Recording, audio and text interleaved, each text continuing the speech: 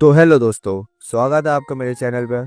और मैं आज लेके आ चुका हूँ सोलो लेवलिंग के सीज़न 2 का एपिसोड 1। और आज मैं उसका हिंदी एक्सप्लेन करने जा रहा हूँ। और अगर आपने इसका सीज़न 1 नहीं देखा है तब वो भी मेरे चैनल पर जाकर देख सकते हो। मैंने इसका पूरा सीज़न एक ही बार में अपलोड कर चुका है। अगर आप चाहते हो तो मैं इसका लिंक डिस्क्रिप्शन में दूंगा, नहीं तो आप मेरे चैनल पर जाकर भी देख सकते हो।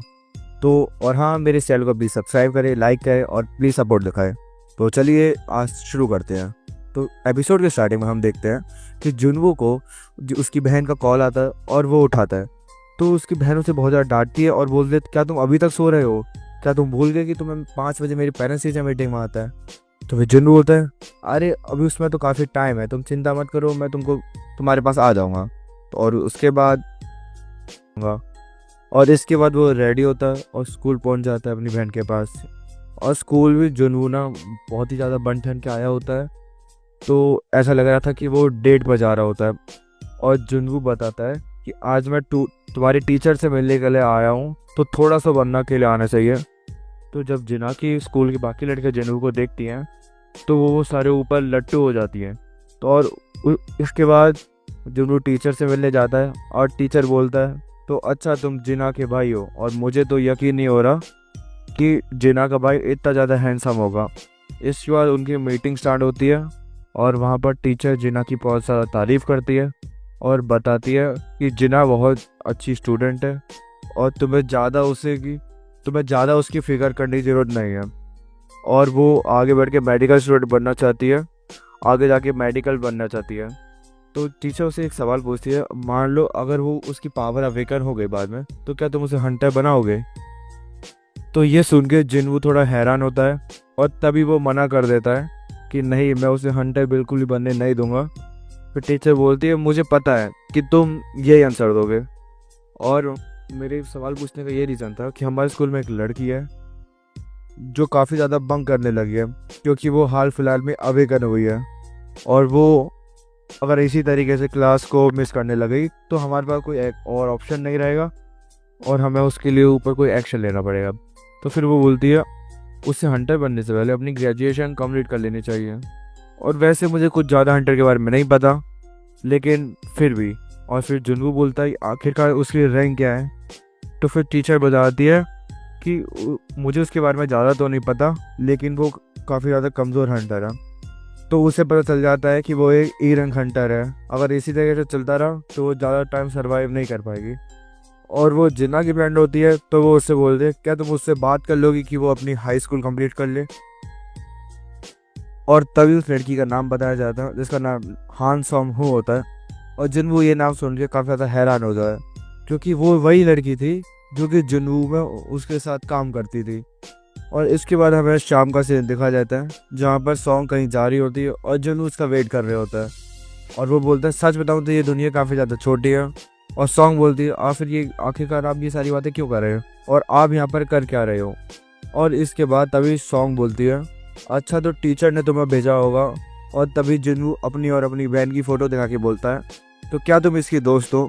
तो तभी सॉन्ग बोलती है, अच्छा तो तुम जिना के बड़े भाई हो, और तब तुम बड़े हॉस्पिटल में भर्ती थे, तब हम तुमसे मिलने आए भी थे, और शायद तभी टीचर ने मुझसे बातें करने के लिए भेजा है। और मुझे नहीं पता कि आखिरकार टीचर ने तुम्हें मेरे बारे में क्या बताया।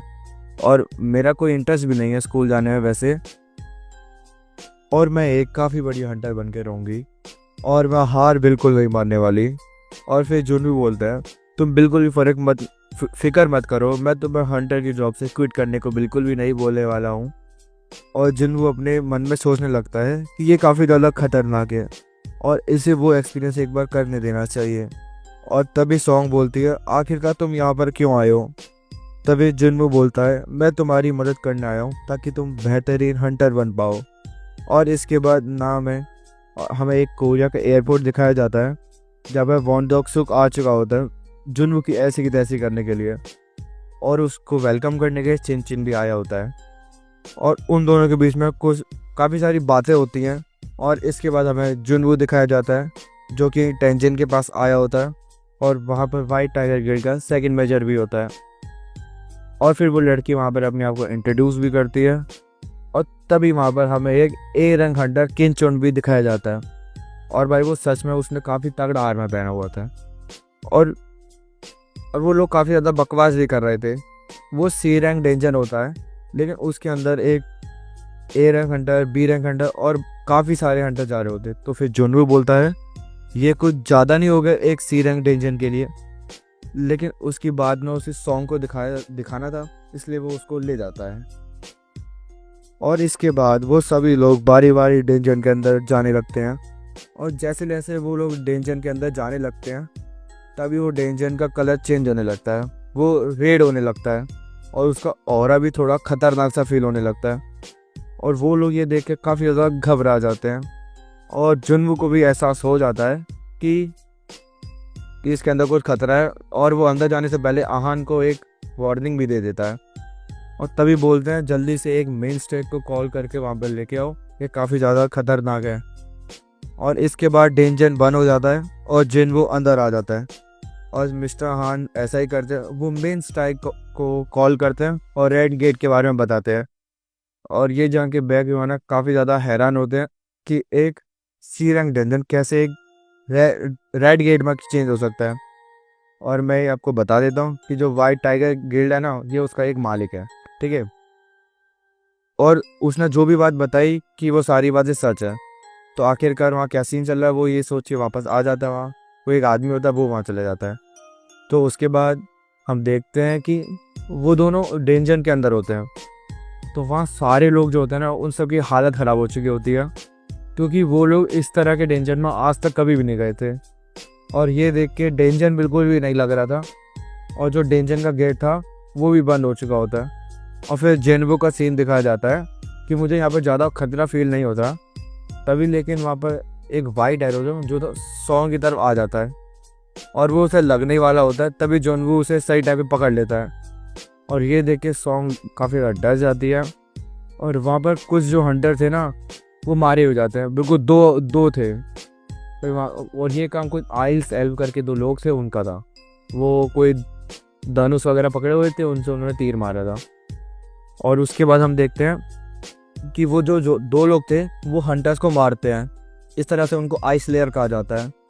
और बाकी नोबी भी वहाँ पर आ चुका होता है, और वो गेट देख के बताता है कि यहाँ का सिचुएशन काफ़ी ज़्यादा क्रिटिकल है, और ये गेट देख के बिल्कुल भी सी रैंक नहीं लग रहा। और तभी बाकी पूछता है कि आखिरकार इसके अंदर टोटल कितने लोग गए हैं। तो आहान बताता है एक ए रैंक हंटर है और 7 बी रैंक हंटर है, और बाकी न्यू लोग हैं सारे। और फिर उस टोटल बताता है कि 12-13 लोग गए होते हैं, और बताता है कि जो ए रैंक हंटर था वो इसका लीडर होने वाला था, मतलब ए रैंक हंटर था वो इसका लीडर था। तो उसके बाद बाकी अपनी दिमाग में कैलकुलेशन करने लगता है कि अगर ये गेट ए रैंक हुआ, अगर ये बी रैंक हुआ, तो कम से कम एक ऐसा हंटर की ज़रूरत पड़ने वाली है, या फिर 3-4 ए रैंक हंटर की ज़रूरत पड़ने वाली है। और अगर ये get a rank O rank हुआ तो कम से कम हमें 3 से 4 एस रैंक चाहिए हो, या फिर 10 रैंक ए हंटर। और इससे हमको पता चलता है कि ये काफ़ी ज़्यादा, ये मान सकते काफ़ी पावरफुल वो था। तो उसके बाद हम देखते हैं कि वो बताता है अगर गलती से भी ये डेंजर ए रैंक का हुआ, वो जितने भी हंटर हैं वो सारे मारे जाएंगे। अगर मुश्किल से 1 या 2 बच के बाहर आ सकते हैं, अगर वो लकी हुए तभी। और तभी आहान बताता है कि इसके अंदर एक और इंसान डेंजन एंटर किया है, और वो पूछता है आखिरकार वो कौन है। और फिर बोलता है कि फिर वो पूछता है कि वो हंटर कौन है। तो वो बताता है कि मैं उस हंटर के ऊपर काफ़ी टाइम से नज़र रखा हूँ, लेकिन बाकी वो बहुत ज़्यादा गुस्से में था और बोलता है डायरेक्ट बता भाई क्या बात है। और वो सीधा उसकी रैंक पूछता है, तो बताओ उसकी रैंक क्या है। तो उसके बाद वो बताता है कि उसकी रैंक ई रैंक है। इसके बाद हमको सीधा जेनवो का सीन दिखाया जाता है, और वो उन एल्व्स को देखकर सोच रहा था ये सच में काफ़ी ज़्यादा दिमागवार है, क्योंकि उसने जो हमारी टीम में जो सबसे कमज़ोर मेंबर थे उसने उन पर हमला किया था। और सॉन्ग तो इसलिए बच गए क्योंकि उसके साथ वो जिनवू था, और वो 2 लोग थे, उनके सामने कोई नहीं था, तो वो मारे गए। और अगर 2 महीने पहले अगर ये ऐसा होता तो इन एरो से मैं भी नहीं बच पाता, और लेकिन अभी का टाइम अलग चल रहा है और अब मैं इनको मार सकता हूँ। और इसके बाद भाई जिनवू काफ़ी टाइम में एविल लग रहा था, और देख के गजब भी मज़ा आ रहा था।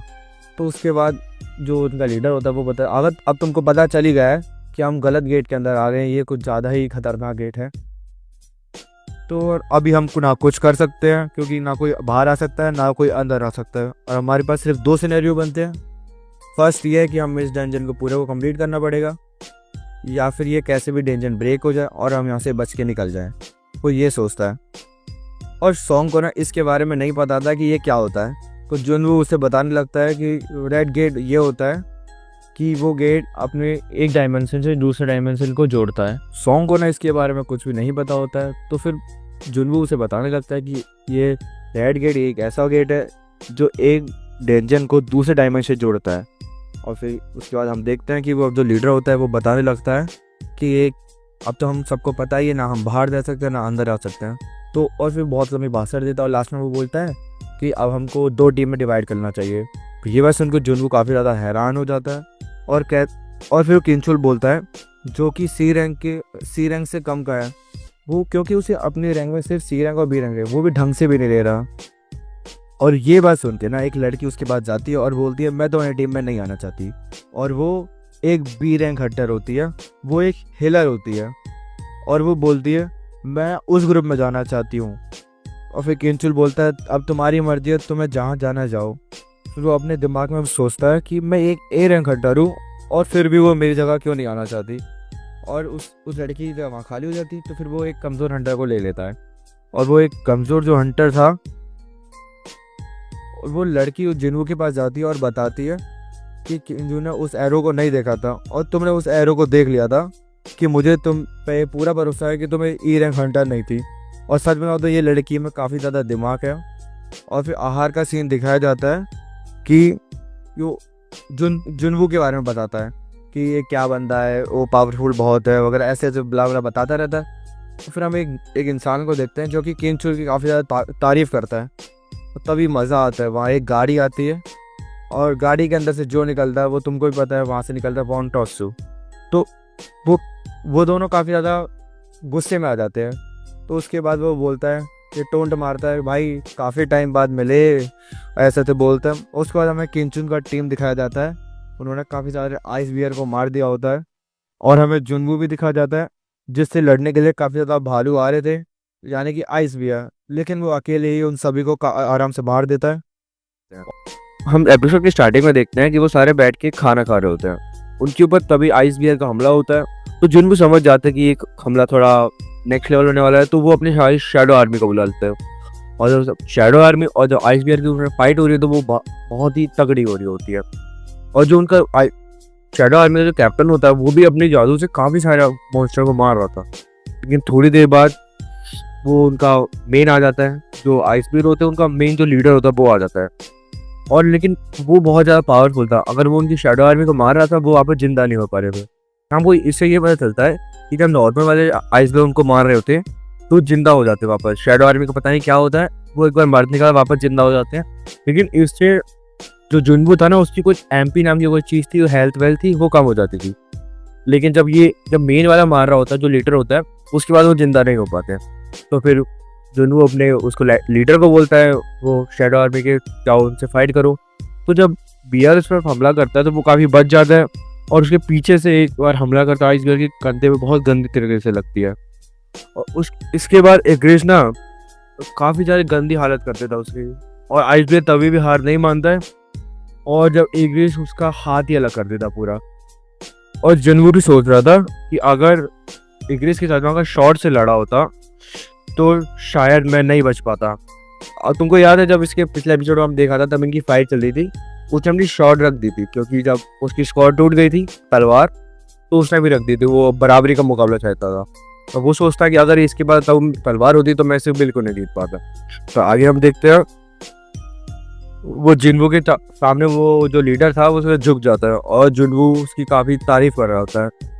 और हमको पुराना सीन दिखाया जाता है कि और उसकी जो भी सारे थे ना, जो दूसरी टीम मैंने बताया था ए रैंक का हंटर था, उसकी पूरी टीम में सारे मर गए थे, क्योंकि वो आप जानते हो कि वो इतना पावरफुल तो था नहीं कि बचा ले।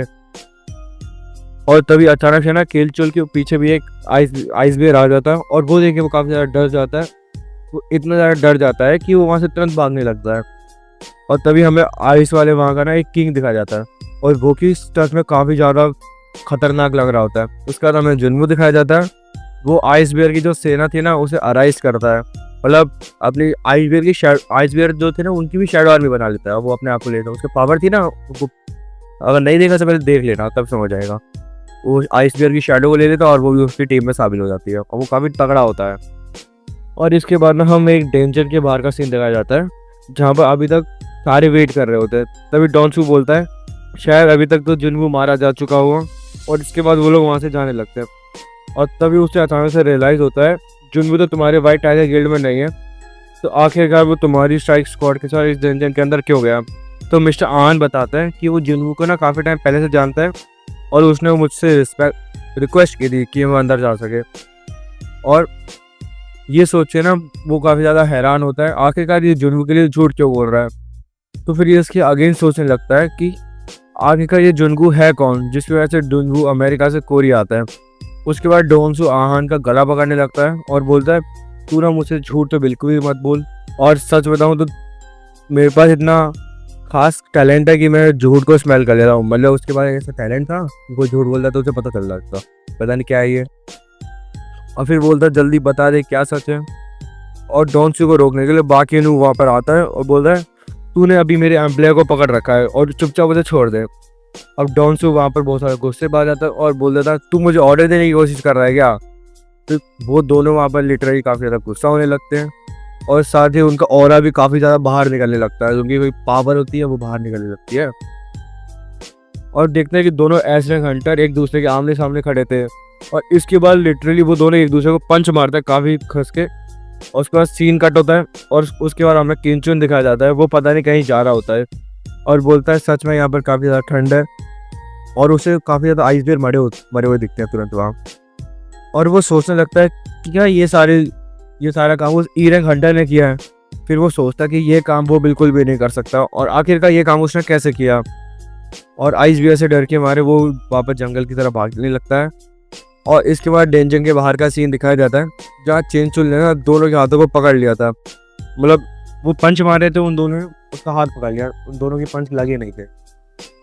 फिर डॉन सुना किंचुन की बहुत ज़्यादा तारीफ करता है और बोलता है आप दोनों ने अपनी पावर को ना अपनी कम कर लिया था, क्योंकि अगर आप दोनों अपनी पूरी पावर से कर रहे होते तो शायद मैं बीच में बचता भी नहीं।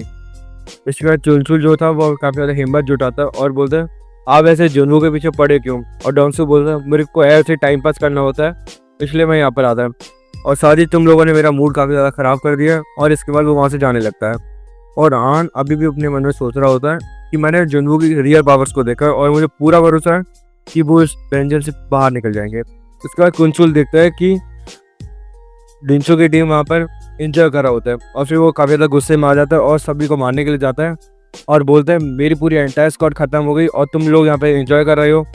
और उसको लगता है कि इस लड़की ने इस लड़की को अभी तक प्रोटेक्ट कर रखा है, और वो सभी ना काफ़ी ज़्यादा डर जाते हैं। और तभी यहाँ पे जुनवू आता है और वो सिर्फ उसे धक्का देता है, मैं सिर्फ धक्का देता है और वो लिटरली भाई काफ़ी ज़्यादा दूर जाके गिरता है।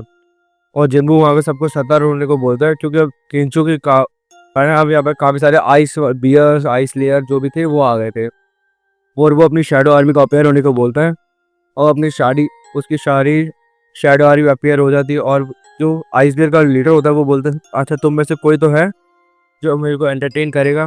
फिर जुनवू बोलता है मैं तुझे एंटरटेन नहीं, मैं तुझे ख़त्म कर दूंगा। फिर से जो लीडर होता है वो काफ़ी ज़्यादा हैरान होता है और बोलता है क्या तुम मेरी भाषा समझ सकते हो। ये सुन के जुनवू को पता चलता है अरे मैं भी उसकी भाषा सुन सकता हूँ, यहाँ तक कि उसको भी नहीं पता था कि वो उनकी भाषा सुन सकता है। तो उसके बाद हम देखते हैं जुनवू को लगता है कि ये उसके सिस्टम के कारण हो पा रहा है, और तभी उनका लीडर बोलता है कि मेरी टीम से एक बंदा है वो तुमसे मिलना चाहता था, और वो बोलता है कि तुम काफ़ी ज़्यादा स्ट्रांग हो। और वो उसकी तरफ इशारा करके बता ही रहा होता कि कौन बोलना चाह रहा था। और लिटरली भाई उसके बोलने से पहले जुनवू उसका सिर धड़ से अलग कर देता भाई। जो सीन था भाई एपिक था भाई, तुम खुद देखना। और पलक झपकती खत्म कर देता है। ये चिकेरा आइस हेल्प काफ़ी ज़्यादा इम्प्रेस होता है और काफ़ी ज़्यादा क्रीपी स्माइल भी देता है। और इसके बाद जुनवू और आइस हेल्प का लीडर आपस में टकराते हैं, और आइस हेल्प का लीडर बोलता है भाई तू काफ़ी ज़्यादा अलग है और मुझे तो तू समझ नहीं आ रहा कि तुम जैसा लोग इंसानों के बीच में कर क्या रहे हैं। और ये चीज़ तो जुनवू को बिल्कुल भी समझ नहीं आ रहा था कि ये, लेकिन मुझे समझ में आ गया कि ये चीज़ मुझे आपको अभी तो बताना नहीं चाहिए था, लेकिन मैं बता देता हूँ कि जिस तरीके से जुनवू एक शैडो मोनार्क है ना, वैसे ये एल्फ भी एक मोनार्क है, मतलब दोनों एकदम सेम सेम है लगभग। और आगे जाके आपको पता चलेगा कि ये कौन सा मोनार्क है। आइसेल वहाँ पर बोलता है कि तुझे अभी तक इसके बारे में कुछ नहीं पता। अभी जुन्नू को अभी भी कुछ भी समझ नहीं आ रहा होता, और वो बोलता है क्या ये सिस्टम इन सभी इंसानों को मारने के लिए बोलता है क्या, और मैं शायद एक प्लेयर हूँ इसलिए मुझे कुछ भी पता ना चल रहा हो। तो आइसेल बोलते भी हैं तो सच बताओ तो हम दोनों के लड़ने का कोई भी सेंस नहीं बनता, और सच बताऊँ तो तुम मुझे इन सारे इंसानों को सौंप दे और मैं तुझे यहाँ से जाने दूंगा। तो इस बात से ना जुन्नू को वहाँ काफ़ी ज़्यादा गुस्सा आने लगता है, और वो उससे पूछता है आखिरकार तुम लोग हो कौन और तुम इन्हें मारना क्यों चाहते हो। तो आइसेल पे लीडर बताने जा रहा होता है, और लेकिन अचानक से हमें कोई ग्लिच आने लगता है और वो अपनी पुरानी बातों को वहाँ पर रिपीट करता है। और ये सुन के जुन्नू काफ़ी ज़्यादा हैरान हो जाता है, और तभी आइसेल का लीडर बोलता है तो तुम मेरे ऑफर को एक्सेप्ट नहीं करने वाले हो, तो तुम मेरे आर्मी से अकेले लड़ोगे। तो जुन्नू बोलता है तो मैं अकेला तो बिल्कुल भी नहीं हूँ, और फिर वो अपनी शैडो आर्मी को बुला लेता है। और ये देखने के बाद आइसेल का लीडर जो होता है वो काफ़ी ज़्यादा हैरान हो जाता है, और जो जुन्नू के सारी शैतान वो साथी जो होते हैं वो काफ़ी ज़्यादा हैरान हो जाते हैं उसकी शैडो आर्मी को देखने के बाद। और फिर जुन्नू आर्मी और एल्फ आर्मी के बीच में बैटल स्टार्ट होती है, और जो जुन्नू के साथी थे वो भागने लगते हैं, और कुछ एल्फ उनको मारने की कोशिश करते हैं, लेकिन जुन्नू जो होता है उन सारे एल्फ को काफ़ी आसानी से निपटा देता है। और सच में बहुत तगड़ी बैटल चल रही होती है। ये जो एल्फ किंग होते हैं वो काफ़ी आसानी से ना जुन्नू के काफ़ी सारे सोल्जर्स को मार देता है, और इसके बाद जुन्नू और एल्फ किंग के बीच में बैटल स्टार्ट होता है। दोनों एक दूसरे के बीच में आमने सामने खड़े होते हैं, और जुन्नू को ज़्यादा पता चलता है कि वो इसके सामने ज़्यादा देर नहीं टिक पाएगा क्योंकि वो अभी इतना पावरफुल नहीं है। फिर एल्फ किंग उससे उसका नाम पूछता है, और फिर उसका अपना नाम बताता है, और दोनों के बीच में तगड़ी बैटल स्टार्ट होती है। और फिर जुन्नू अपनी पावर की वजह से मारने लगता है, वो अपनी तलवार से मारता है, लेकिन वो अपनी पैरों से उसे दबा देता है तलवार को, और लेकिन जुन्नू उससे डॉज कर लेता है। और इसी तरीके से उन दोनों के बीच में काफ़ी तगड़ी वाली बैटल चल रही होती है, और तभी उनकी तरफ में काफ़ी बड़ा सा आग का गोला आता है, और वो एल्फ किंग के ऊपर जाके लग जाता है। और ये अटैक तुमको पता ही था कि ये किसने किया होगा, वो किया था मेजिस ने। और तभी किंचुल को भी होश आ जाता है, और वो जुन्नू को देखता है, और वो अपनी तलवार उठा के उसको मारने जाता है। और तभी दूसरी तरफ जो एल्फ किंग था वो दूसरा एल्फ किंग उसकी तरफ भी वापस आता है, और क्या कि वो दोनों मार सके, वो उसके पीछे बढ़ गया, वो इसके पीछे बढ़ गया। और फिर जुन्नू नोटिस करता है कि दोनों तरफ से उसकी तरफ अटैक होने वाला है, तो जुन्नू इग्रिस को बुलाता है, और इग्रिस एक ही अटैक में ना किंचुल का गेम खत्म कर देता है। और इसके बाद फाइनल जुन्नू वहाँ पे अराइज बोलता है, अब वो जो किंचुल था वो भी उस शैडो आर्मी का अटैक बन जाता है, और वो काफ़ी तगड़ा अटैक उस एल्फ किंग के करता था। जुन्नू को ये किंचुल नाम बिल्कुल भी पसंद नहीं था, तो वो उसका नाम आयरन कर देता है, और वो नाम उसको काफ़ी ज़्यादा अच्छा लगता है। और इसके बाद वो एल्फ किंग और आयरन के बीच में काफ़ी बढ़िया वाली बैटल देखने को मिलती है, और एल्फ किंग ना उनकी तारीफ भी करता है कि तुम सच में काफ़ी ज़्यादा पावरफुल हो। इसके बाद जुन्नू और अग्रिस दोनों जाते हैं एग्रिस से लड़ने के लिए, उन दोनों के बीच में काफ़ी तगड़ी बैटल चल रही है। फिर आयरिस जो होता है वो काफ़ी पावरफुल अटैक करता है, वो अटैक नहीं, एक टाइम पे कुछ वो अपने मुंह से बोलता है, वो काफ़ी ज़्यादा उनको फोर्स करता है, समझ सकते हो आप। और तभी उसके लीडर को बहुत सारा गुस्सा आता है, और बोलता है अभी सबसे पहले मुझे तेरा ही पत्ता कट करना पड़ेगा। फिर वो आयरन के पास जाता है, आयरन उसको काफ़ी अच्छे से डिफेंड कर देता है, और पीछे से जुन्नू उसके पीछे अटैक कर देता है, और ये अटैक उसको काफ़ी ज़्यादा डैमेज भी देता है, वो काफ़ी थक गया था। उसके बाद वो अपने सोल्जर्स को देखता है, और लिटरली भाई एल्फ किंग के सारे सोल्जर्स मर चुके होते हैं, और इस बात से मुझे काफ़ी ज़्यादा गुस्सा आता है। और फिर वो जुन्नू के ऊपर अटैक करने लगता है, और जुन्नू अपना कुछ वो था, वो पता नहीं उसका हाथ में क्या था, वो उसके ऊपर फेंक के मारता है, लेकिन एल्फ किंग जो होता है वो उसे डॉच कर लेता है। और इसके बाद हम देखते हैं कि वो बोलते हैं अब तू मुझे कैसे मारेगा, उसके वो शॉट देता है वो अपनी तलवार, और तभी जुन्नू बोलता है वापस आओ, तो उसकी तलवार उसकी वापस आ जाती है, और तभी पीछे से वो शैडो आर्मी का लीडर आता है और उसको मारते हैं, पीछे से मारता है। और भाई तब सारे उसकी शैडो आर्मी एकदम से उस पर हमला करती है, पर लिटरली भाई वो तब भी नहीं मरता, वो अपनी कोई पावरफुल करता है, और फिर जुन्नू ने अपनी कोई पावरफुल शॉट थी उससे उस पर अटैक करता है, और वो उसके अंदर डाल देता है। लेकिन उसके बाद भी भाई जो एल्फ किंग था वो हार मानने के लिए रेडी नहीं था, और तभी आयरन आता है, और भाई वो अपनी काफ़ी पावरफुल अटैक करता है, और उसका जो वेपन था भाई, उसे जो मर्जी बोलो, वो अटैक भाई काफ़ी खतरनाक था भाई। और इसके बाद फाइनली वो एल्फ किंग का पट्टा कट हो जाता है और वो मर जाता है। और सच बताऊं तो मैं यहाँ काफ़ी सारी चीज़ें बताने वाला था, लेकिन मैं इतना बता देता हूँ, वो वहाँ मर जाता है। ठीक है। और लेकिन जो आयरन होता है ना, वो उसके बाद भी उसे काफ़ी ज़्यादा मारने लगता है। और जिन्नू फिर उसे बोलता है भाई भाई रुक जाओ, वो मर चुका है। पता नहीं उससे क्या दुश्मनी से वो उसे मरने के बाद ही मारा था, जो आयरन होता है। कोई टॉर्चर वार्चर किया होगा तो गुस्सा निकल रहा होगा।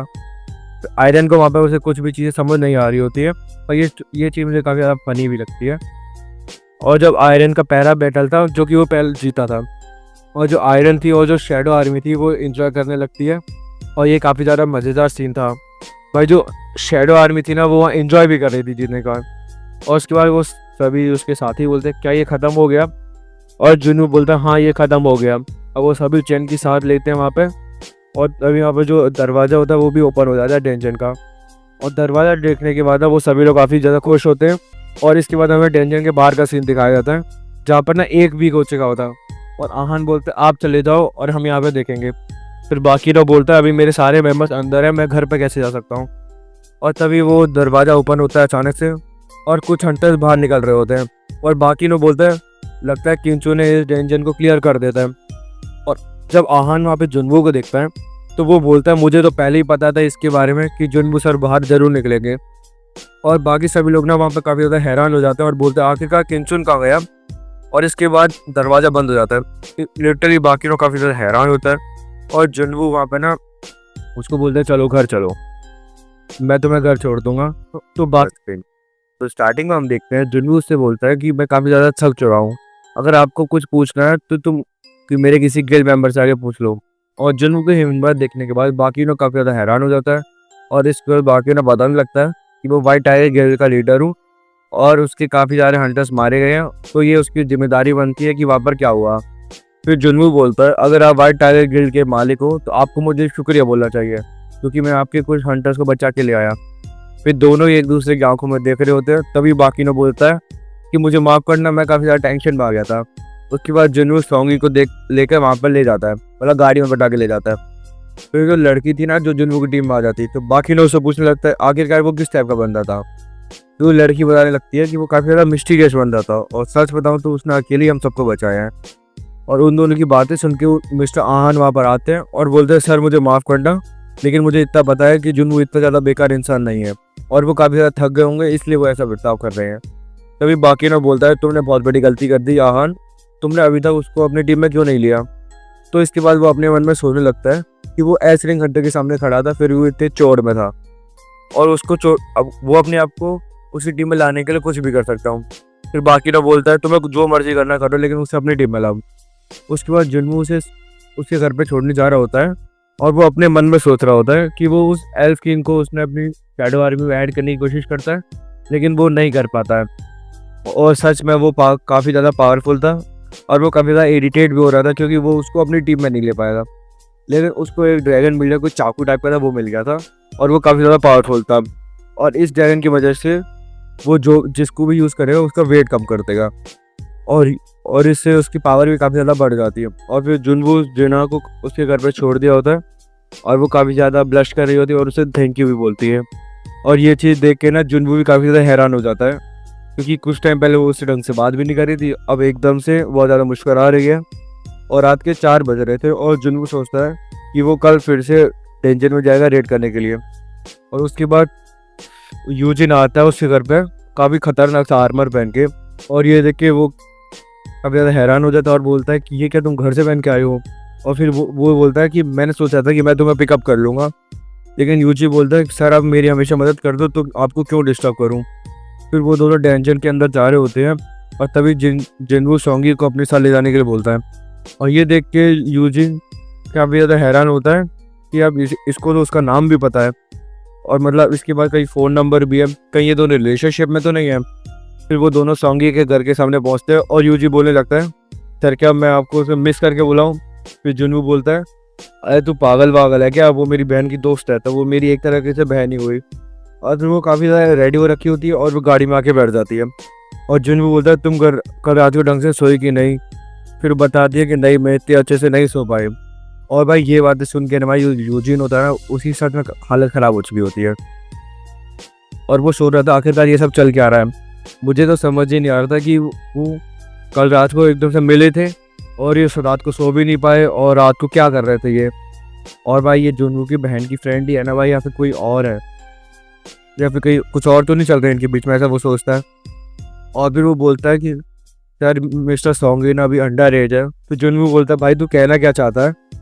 फिर भाई लिटरली भाई यूजिन जो होता है उसकी हालत ख़राब हो चुकी होती है और वो बोलता है नहीं सर कुछ भी नहीं, और सर थोड़ा डिफरेंट है, आप कुछ भी कर सकते हो।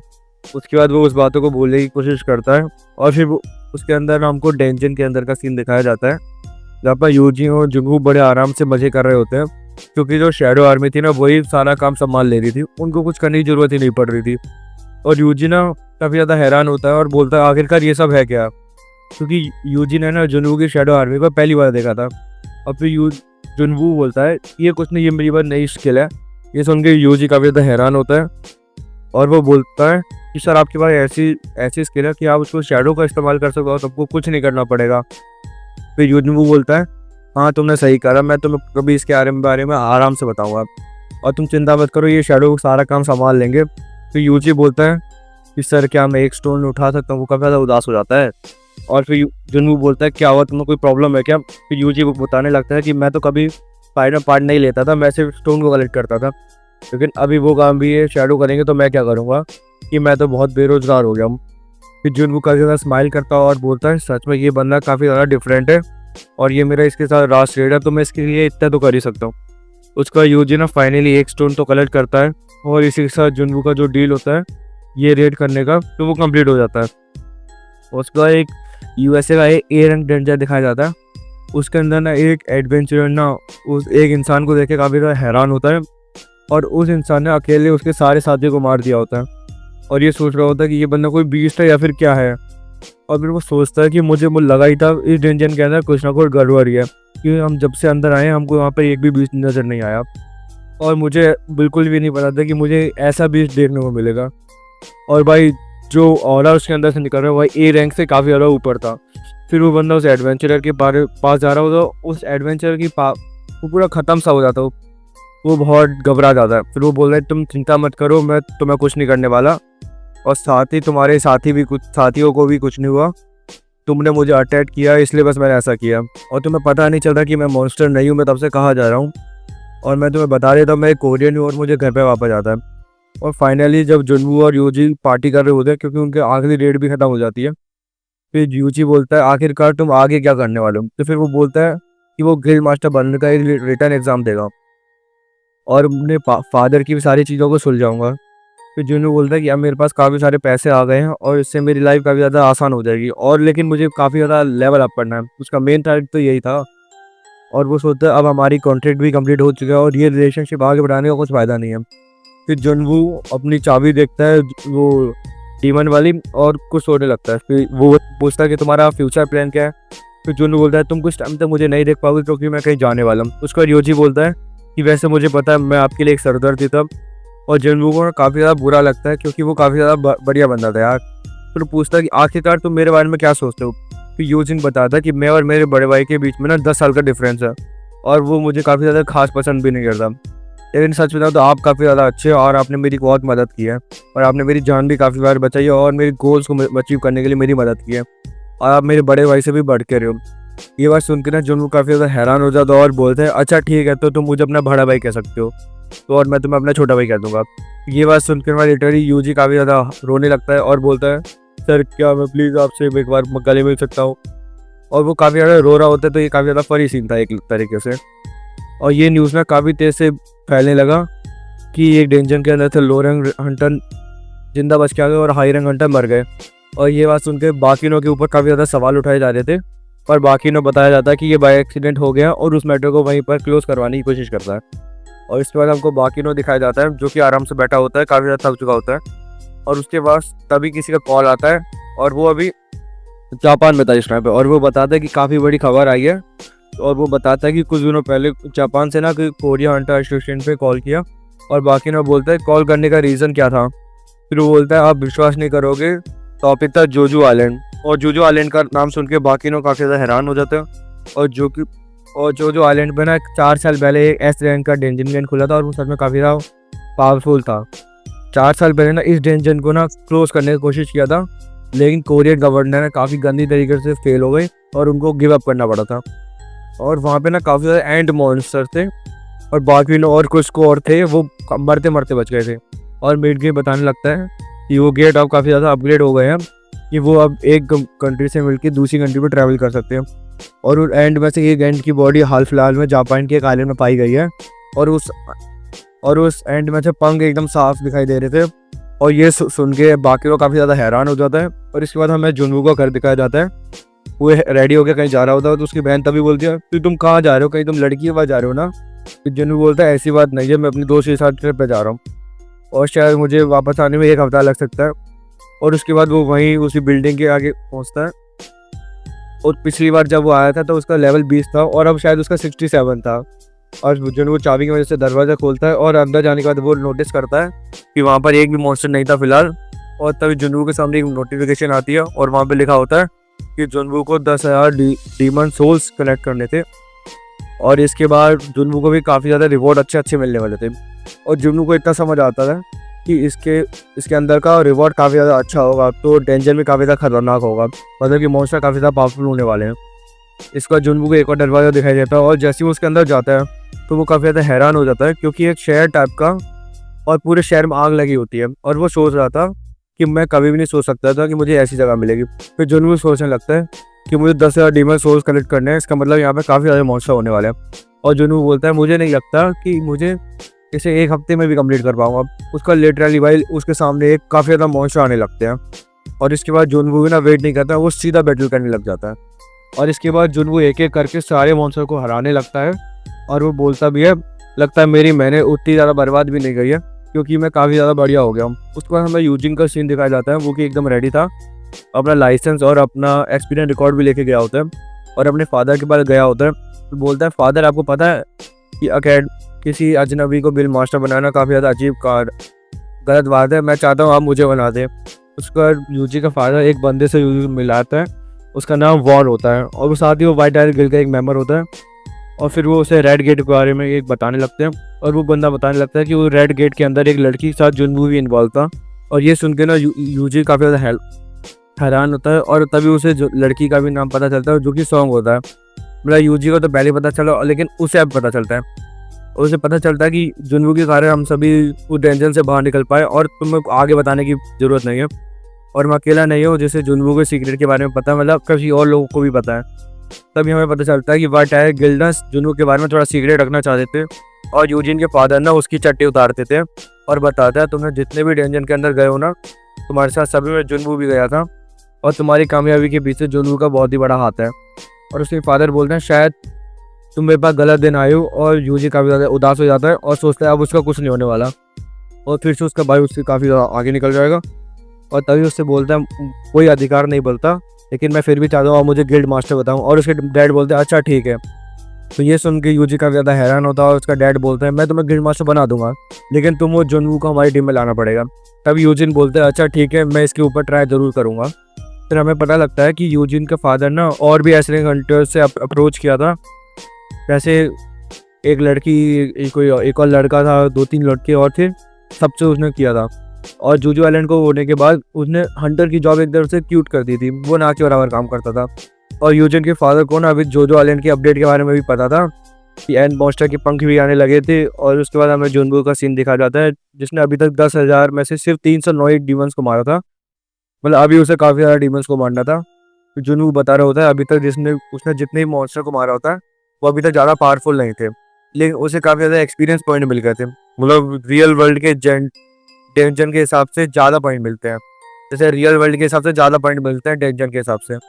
और फिर जुनवू बोल रहा होता है कि मुझे काफ़ी ज़्यादा पावरफुल बन रहा है, क्योंकि मैं जब बाकी नो से मिला था तो मुझे पता चल गया था कि मेरी पावर उसके बराबर होगी लगभग, लेकिन मुझे उससे भी ज़्यादा पावरफुल बनना है। उसके बाद जुनवू को 2nd फ्लोर पर जाना होता है और वो आइस बियर के लीडर को बुलाता है और वो लिटरली भाई काफ़ी ज़्यादा बड़ा होता है। उसके बाद वो उसे उसका नाम टैंक दे देता है और फिर जुनवू उसके ऊपर बैठ के आगे निकलने लगता है और फिर कुछ मॉन्स्टर आगे निकलता है, उसको आसानी से ना टैंक ही मार देता है। फिर उसे एक सर्कल दिखाई देता है, उसी सर्कल की वजह से वो 2nd फ्लोर पर पहुंच सकता होता। और उसके बाद हमें एक हंटर ब्यूरो का सीन दिखाया जाता है, वहाँ किसी को कैदी बना के रखा होता है जो कि वो डेंजर के अंदर उस सोल्जर को मारा होता है। और उन लोगों को ये समझ नहीं आता कि कोरियन हंटर अमेरिका में क्या कर रहा है, वो भी एक डेंजर के अंदर। वो बंदा कह रहा होता है कि वो बंदा वो 10 साल से वो डेंजर के अंदर फंसा होता है और अचानक से वो यहाँ पर आ जाता है और सभी को लगता होता है कि वो मैजिकल बीस्ट है और उसके अंदर इंसानों की यादें हैं। और ये चीज़ें काफ़ी ज़्यादा रिस्की हो सकता था, इसलिए वहाँ पर एक ऐसे हंटर को भी बुलाया जाता है। और वो हंटर कोरियन भी जानता था और तुमने उसे गैस कर लिया वो डॉन सुकी होता है। और डॉन सुकी जुनवू को नहीं मार पाता है, इसलिए वो काफ़ी ज़्यादा गुस्से में होता है। और इसके बाद हमको जुनवू का सीन दिखाया जाता है, यहाँ पर वो सोच रहा होता है कि यहाँ पर 100 फ्लोर्स हो सकते हैं और सबका थीम एकदम अलग अलग है। और उसके बाद वो काफ़ी ज़्यादा मॉन्स्टर को मारने लगता है और इसी तरह वो करते करते उसने 27 फ्लोर को क्लियर कर दिया होता है। और इसी के बाद वो काफ़ी ज़्यादा मॉन्स्टर को और भी आसानी से मारता जा रहा होता है और उसकी पावर भी जो होती है ना वो बहुत सारी लेवल अप हो चुकी होती है। अब जुनवू ने ना कम से कम 2000 सोल्स को कलेक्ट कर रखा होता है और इसी के साथ करते करते वो 50वां फ्लोर भी क्लियर कर देता है और काफ़ी ईजिली और सभी मॉन्स्टर को मारे जा रहा होता है। लेकिन एक 50वां फ्लोर होता है ना वो एक बॉस लेवल फ्लोर होता है और वहाँ पे काफ़ी तगड़े तगड़े मॉन्स्टर थे और उनका एक बॉस भी था जो कि काफ़ी ज़्यादा बुरा था। तो इसी के साथ जुनवू अपने शैडो आर्मी को बुलाता है और जितने भी चेले वगैरह थे ना वो उनको मारने के लिए बोलता है और फिर वो अपने बॉस से लड़ने लगता है। और फिर इग्रिस और बाकी शोल्डर थे ना वो डीमंस को मारे जा रहे थे और बाकी सब की परफॉर्मेंस देख के ना जुनवू को काफ़ी ज़्यादा अच्छा लग रहा होता है।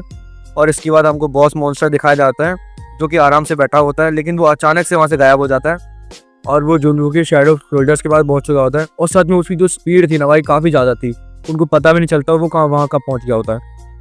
और जो बॉस मॉन्स्टर होता है ना वो काफ़ी ज़्यादा पावरफुल होता है, वो इग्रिस को भी काफ़ी अच्छे से हरा रहा होता है। उसके बाद जुनवू जो होता है वो उसे मारने के लिए जाने लगता है और इसके बाद जुनवू जाता है और सीधा उसके बॉस मॉन्स्टर के पेट में काफ़ी तगड़ा वाला पंच मारता है और वो इतना तगड़ा था कि वहाँ पे कुछ भूकंप टाइप का आ जाता है। और बस भाई इसी के साथ हमारा ये वाला एपिसोड खत्म होता है। अगर आपको इसका अगला एपिसोड चाहिए तो प्लीज़ प्लीज़ कमेंट करिए। मैं जानता हूँ इतनी अच्छी डब नहीं की है मैंने, लेकिन फिर भी जहाँ तक ठीक ठाक ही होगी। तो अगर और मेरे चैनल को प्लीज़ सपोर्ट करिए, मेरे को आपकी सपोर्ट की बहुत ज़रूरत है।